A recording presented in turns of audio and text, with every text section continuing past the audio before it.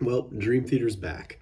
In the 4 years that have passed since A View from the Top of the World, which is actually the longest gap between any other albums, quite a bit has happened, mainly the return of Mike Portnoy.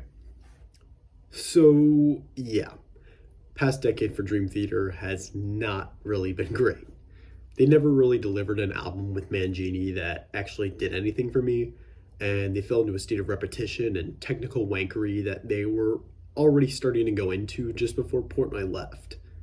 I legit cannot remember anything from the Mangini era other than maybe some stuff from The Astonishing or Self Titled.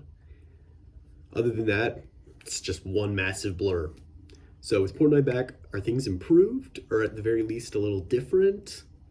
Well, I mean, the album isn't too far removed from any past Dream Theater albums, so things are still mostly the same, but the songwriting and performance overall has definitely improved. The return of Portnoy, it seems, has ignited a spark in everyone to just give it their all, and Parasomnia, this new album, sees Dream Theater at their most engaging in over a decade. While they don't step too far outside their boundaries here, they provide quite a bit of atmosphere with some incredible hooks thrown in, accompanied by like symphonic walls of sound created. Upon hearing the first single, Night Terror, I was actually quite pleasantly surprised. The opening arpeggios create like a spine-tingling vibe, and they set the tone very well before going into the main riff, which finally is something I can actually remember for once. It's loud, it's ballsy, it's in your face, and frankly, everyone is just going all out here. It's like Portnoy lit a fire under everyone's ass and ignited a spark because even James LaBrie's voice sounds improved here. We've got melodic and memorable chorus, a long shreddy section that doesn't actually feel like wankery for once, and it is some cool Deep Purple sounding organ parts from Jordan Rudess. But I mean, hey, no matter what these guys come up with, I mean, the prog fanboys are still going to jizz in their pants anyway. So, yeah. I mean, I'm not really like a super huge Dream Theater fanboy, but I'm excited because it's, the album, at least most of the songs on it are actually quite good. So, yeah. The concept of the album is a pretty cool idea. It's basically about, well, parasomnia as a concept and people dealing with it.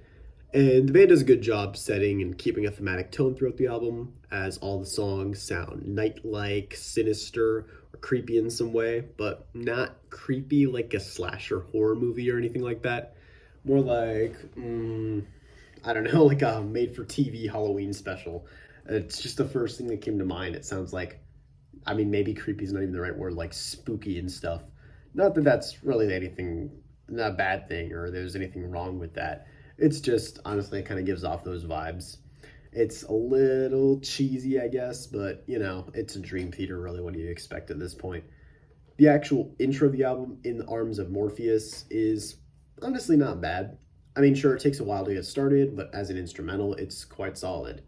It seems here like Dream Theater are trying to, bring back, the heavier sound present on an album like Train of Thought, as tracks like this, along with Dead Asleep and the Shadow Man incident, possessed some quite ballsy riffage, mainly Dead Asleep, which has quite a few low-end chugs and pinch harmonics, highly reminiscent of Train of Thought. I'm listening to this and I'm like, wow, this is actually some heavy stuff right here.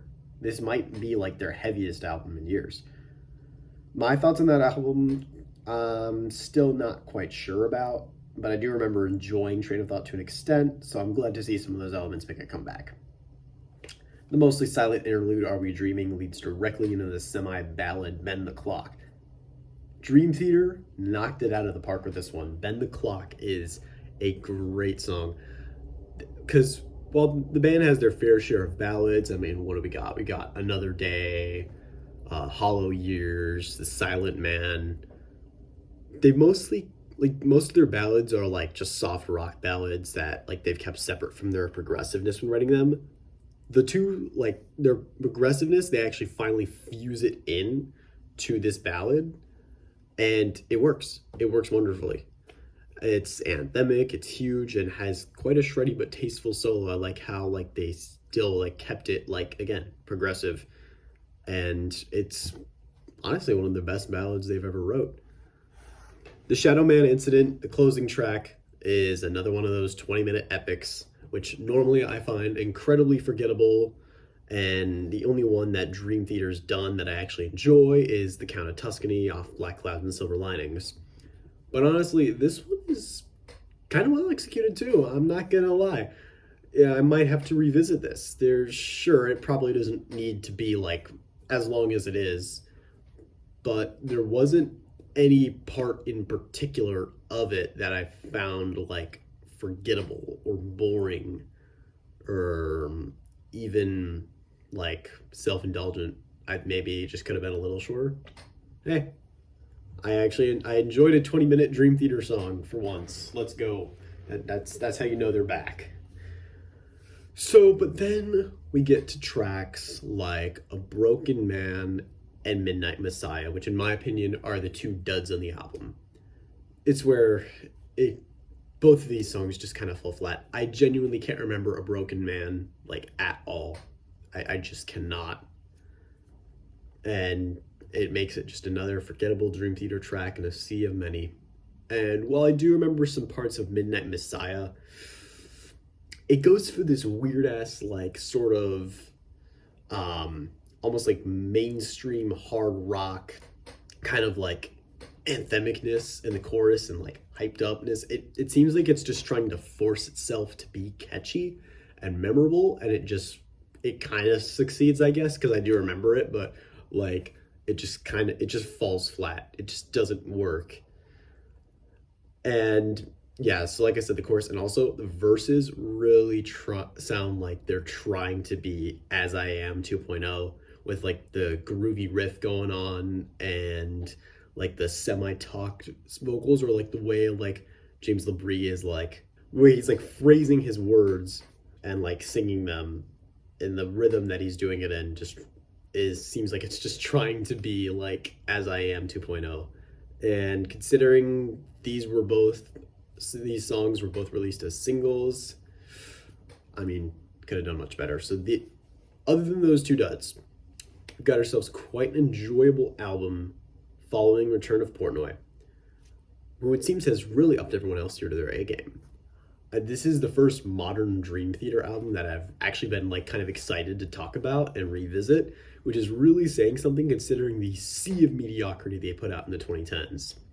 So if you're more of a casual Dream Theater fan, kind of like me, that's been disillusioned by the band because of the repetitive nature of their latest work, I just did like a whole deep dive into their discography, and yeah, it started to get like repetitive and stuff. Check this out. It's different, I swear. I swear, it's like, at least if it's not different, it's more fun. It's more enjoyable.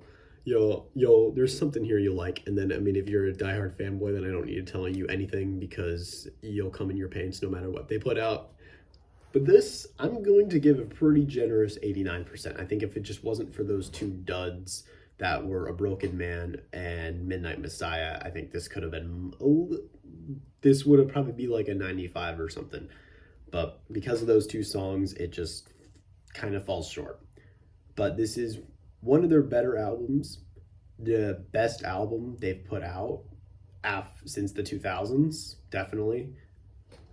And yeah, so I really enjoy this quite a bit.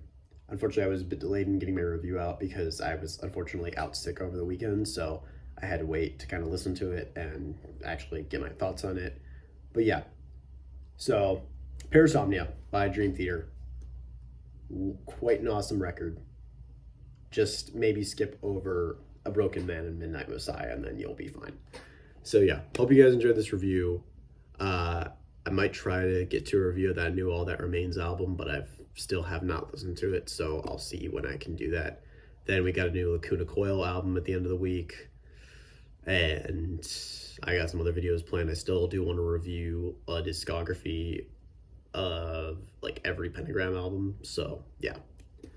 Anyway, hope you guys enjoyed. Again, sorry if my voice is a little shot in this video. I'm still getting over like being sick, but hope you all enjoyed.